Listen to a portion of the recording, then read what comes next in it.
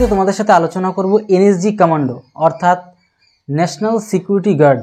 Total বিষয় নিয়ে আলোচনা করব। আমরা অনেক সময় বলি না, চোর গেলে বুদ্ধি বাড়ে, ঠিক তেমনভাবেই আমরা যদি তার আগেই কোনো কিছু জেনে যাই, যেমন এই ভিডিওর মাধ্যমে তোমরা অনেক কিছু জানতে পারবে এনএসজি সম্বন্ধে, অর্থাৎ তোমরা এই ভিডিওর মাধ্যমে সঠিক তথ্য পেয়ে সঠিক সময়ে কাজটা করতে পারবে। তো মেনলি তোমরা অনেকেই চাইছিলে যে এনএসজি কমান্ডো নিয়ে একটা ভিডিও বানানোর জন্য, তাই আজকে তোমাদের জন্য স্পেশালি এই ভিডিও বানাচ্ছি। তোমরা A to Z জানতে পারবে এনএসজি কমান্ডো হতে গেলে কি কি প্রয়োজন। টোটাল বিষয় নিয়ে আলোচনা করছি, তাহলে চলো শুরু করা যাক। মেনলি সবার প্রথম বলবো যে এনএসজি কমান্ডো অর্থাৎ national security guard, NSG commando এর প্রতিষ্ঠা কবে? 16 অক্টোবর 1984 সালে। হেডকোয়ার্টারটা কোথায়? মানেসর, হরিয়ানাতে। মানেসর, হরিয়ানাতে। একদম প্রথম টপিক যেটা আলোচনা করব যে এনএসজি ডাইরেক্ট জয়েন করা যায় কি, অর্থাৎ এনএসজি কমান্ডো কি তোমরা ডাইরেক্ট জয়েন করতে পারবে? এর সঠিক উত্তর হলো একদম না। তোমরা কোনোভাবেই এনএসজি কমান্ডোতে ডাইরেক্ট জয়েন হতে পারবে না। তাহলে কিভাবে জয়েন হতে পারবে? দেখো, তোমাদের সাথে আলোচনা করছি। আমাদের যে তিনটে সেনাবাহিনী, অর্থাৎ স্থল সেনাবাহিনী, জলজ সেনাবাহিনী যেটা আমরা নেভি বলি, আর এটা হচ্ছে আমাদের কি যে এয়ারফোর্স, এই তিনটে সেনাবাহিনী থেকেই তোমরা কিন্তু কমান্ডো হতে পারবে। কীরকমভাবে? ইন্ডিয়ান আর্মিতে তোমার প্রথম জয়েন করতে হবে, বা ইন্ডিয়ান আর্ম ফোর্স যেটা বলি আমরা।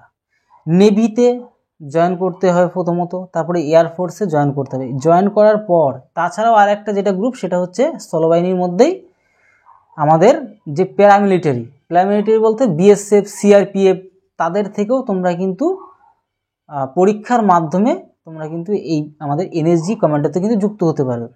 এবারে দেখো, তাহলে আশা করি বুঝতে পারলে এনএসজি কি ডাইরেক্ট জয়েন করা যায়? একদমই না, ডাইরেক্ট জয়েন করা যায় না। তো প্রথমত তোমাদেরকে ইন্ডিয়ান আর্মি, ইন্ডিয়ান আর্ম ফোর্সে যুক্ত হতে হবে, তারপর সেখান থেকে তোমরা কিন্তু সিলেক্টেড হবে।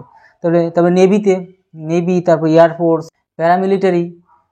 এবার দেখো, এবার যেটা আলোচনা হবে, বয়স কত পর্যন্ত প্রয়োজন, তাই না? আমাদের বয়সটা কি লাগবে? এই যে আমাদের এখানে বয়সটা কথা বলেছে না, কত বছর পর্যন্ত আমরা এখানে অ্যাপ্লাই করতে পারবো বা কাজ করতে পারবো।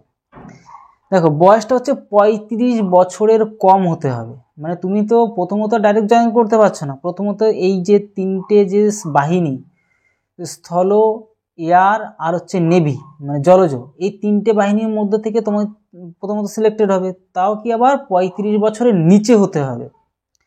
তাহলে আশা করি বুঝতে পারলে যে 35 বছরের নিচে কিন্তু তোমার বয়স হলেই তোমরা কিন্তু এখানে অ্যাপ্লাই করতে পারছো বা ওইখান থেকে ডাইরেক্ট জয়েন হতে পারছো। এরপর আমরা আলোচনা করব ট্রেনিং কেমন হয়। এবার ট্রেনিং কেমন হওয়ার আগে এনএসজির 3টে গ্রুপ আছে। এনএসজির 3টে গ্রুপ আছে। 3টে গ্রুপটা কি কি? 1 নম্বর গ্রুপ হচ্ছে এসএজি অর্থাৎ স্পেশাল অ্যাকশন গ্রুপ। 2 নম্বর হচ্ছে এসআরজি অর্থাৎ স্পেশাল রেঞ্জার গ্রুপ। 3 নম্বর এসসিজি অর্থাৎ স্পেশাল কম্পোজিট গ্রুপ। এবার প্রত্যেকটা গ্রুপের কাজ কি তোমরা ভালো করে জেনে নাও। যেটা আমি প্রথমত বললাম এসএজি অর্থাৎ স্পেশাল অ্যাকশন গ্রুপ, এই স্পেশাল অ্যাকশন গ্রুপরাই আতঙ্কবাদীদের সাফাই করাই হচ্ছে এদের মূল কাজ। 26/11/2008 সালে যেটা ঘটেছিল, অর্থাৎ তাজ হোটেলে যে ঘটনাটা ঘটেছিল, সেখানে কিন্তু অনলি এই যেটা কিনা স্পেশাল অ্যাকশন গ্রুপটাই কিন্তু টোটাল বিষয়টা কিন্তু সামলেছিল। আর এই যে তোমাদের যেটা বলছি যে স্পেশাল অ্যাকশন গ্রুপে তোমরা যদি জয়েন্ট হতে চাও, এই 3টে গ্রুপের মধ্যে তোমাদের অবশ্যই ইন্ডিয়ান আর্ম ফোর্স থেকেই কিন্তু এখানে নেওয়া হবে। ইন্ডিয়ান আর্ম ফোর্স থেকেই কিন্তু এখানে জয়েন করানো হবে, তাছাড়া কিন্তু জয়েন করানো হবে না। এবার দ্বিতীয় নম্বর যে গ্রুপটা এসআরজি স্পেশাল রেঞ্জার গ্রুপ, এটাতে কিন্তু তোমরা প্যারামিলিটারি অর্থাৎ সিআরপিএফ, বিএসএফ থেকে কিন্তু জয়েন্ট হতে পারো, ঠিক আছে?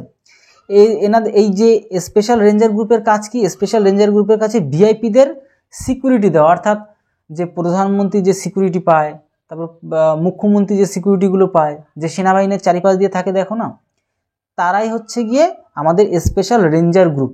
তাহলে ক্লিয়ার হলো ব্যাপারটা।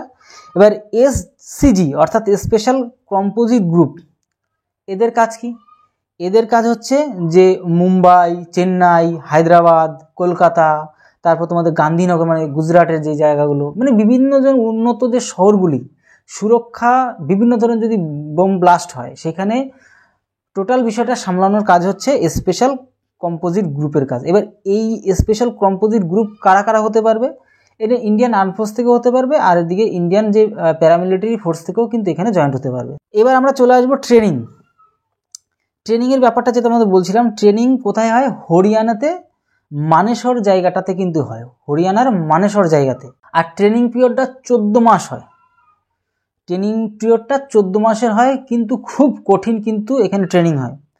এবার বেসিক ট্রেনিং হয় আর একটা হচ্ছে অ্যাডভান্স ট্রেনিং হয়। বেসিক ট্রেনিংটা কত? 3 মাসের হয়। এইখানে সেরকম টাফলি থাকে না ট্রেনিং, কিন্তু যখনই অ্যাডভান্স ট্রেনিংয়ে চলে আসে তখন কিন্তু 9 মাস কিন্তু ট্রেনিং হয়। আর বাদবাকি সময় বিভিন্ন ধরনের কাজ হতে থাকে, ট্রেনিংয়ের মধ্যে ওটা পার্ট পড়ে। কিন্তু অ্যাডভান্স ট্রেনিং যেটা হয় সেটা হচ্ছে 9 মাস হয়। কিন্তু এইখানে 80% সবাই কিন্তু ফেল হয়ে যায়, রিজেক্ট হয়ে যায়। মানে 100 জনের মধ্যে 80% বাদই পড়ে যায়, 20% থাকে। তার মানে তোমরা বুঝতে পারলে যে 80% ফেল হয়ে যাওয়া মানে কি, কতটা টাফলি এখানে কিন্তু ট্রেনিং হয়। যতজনই জয়েন্ট হোক না কেন, 1% শুধুমাত্র কিন্তু এই কমান্ডোদের মধ্যে থেকে ফ্যান্টম কমান্ডো কিন্তু হতে পারে, ঠিক আছে? এটাই আরও অনেকটা উন্নত কমান্ডো, যাদেরকে বিভিন্ন দেশে কোনো মিশন যদি করাতে হয় তাদেরকে দিয়েই কিন্তু করানো হয়, ঠিক আছে?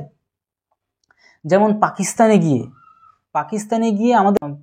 গিয়ে কি করেছিল আমাদের কমান্ডোরা? তাদের যে আতঙ্কবাদীকে আমাদের কি খতম করে দিয়ে এসেছিল। তাই সেই ধরনের যে কমান্ডোগুলো হয় সেগুলো হচ্ছে প্যান্থম কমান্ডো, ঠিক আছে? এটা শুধু 1% হয়, মানে খুবই ইন্টেলিজেন্ট হয় এখানে। এবার দেখো, তোমাদেরকে আর একটা কথা বলে দিই, শুধুমাত্র ট্রেনিং হলেই তো হবে না, তার মধ্যে থেকে এছাড়াও কিন্তু এই ট্রেনিংয়ের পাশাপাশি সাইকোলজি স্ক্রিনিং টেস্টও কিন্তু হয়, অর্থাৎ যেটাকে পিএসটি বলি। সেটা কি, শুধু শারীরিক দিক দিয়ে সক্ষমতা থাকলেই তো হবে না, মানসিক দিক দিয়েও সক্ষমতা থাকতে হবে। আমরা জানি না যে মনের জোর সব থেকে বড় জোর, মনের জোর থাকলেই আমরা কিন্তু অনেক কিছু সামলে ফেলি। তো মনের জোর যদি না থাকে তাহলে তো শরীরের জোর দিয়েও কিছু হবে না। তার জন্য কিন্তু এই সাইকোলজি টেস্টটাও নেওয়া হয়।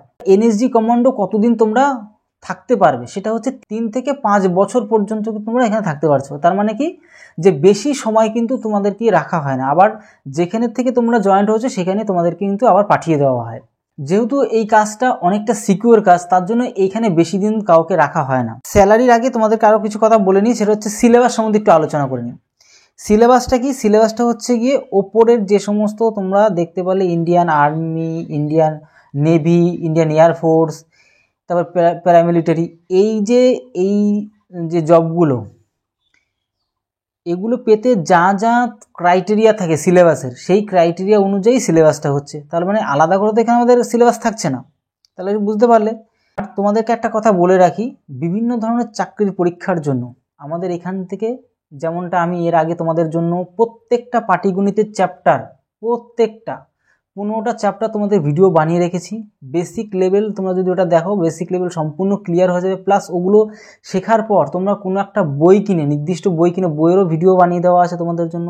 বইয়ের ভিডিও কিনে বইটা প্র্যাকটিস করো, তোমরা সব পারবে। মেনলি কি হয়, তোমাদের একটা কথা বলে রাখি, অনেকে বুঝতে চায় না, আমরা যখন কোনো কিছু শিখে ফেলি তারপরে কিন্তু আমরা সেই কাজটাকে নিজের মতন করে করতে পারি। ঠিক সেমভাবে তোমরা যখন অঙ্কটাকে শিখে ফেলবে, ভিডিওগুলো দেখে অঙ্ক শিখে ফেলো, তখন কিন্তু অঙ্কের বই দেখে তোমরা নিজেরা অঙ্ক করতে পারবে। মেনলি যেমনটা ছোটোবেলা আমরা সাইকেল শেখার পরে যে কোনো জায়গায় কেউ যদি যেতে বলে তাহলে আমরা নিজেরাই চলে যেতে পারবো, ঠিক তেমনভাবেই এগুলো অঙ্ক একটা লজিক্যাল ফ্যাক্ট। ওই লজিকগুলো ঠিক মতন কাটাকুটি কী করে প্রসেস অনুযায়ী অঙ্কগুলো করতে হয়, সেই বিষয়গুলো যখন একবার বুঝে যাবে তখন কিন্তু তোমাদের সমস্যাই থাকবে না।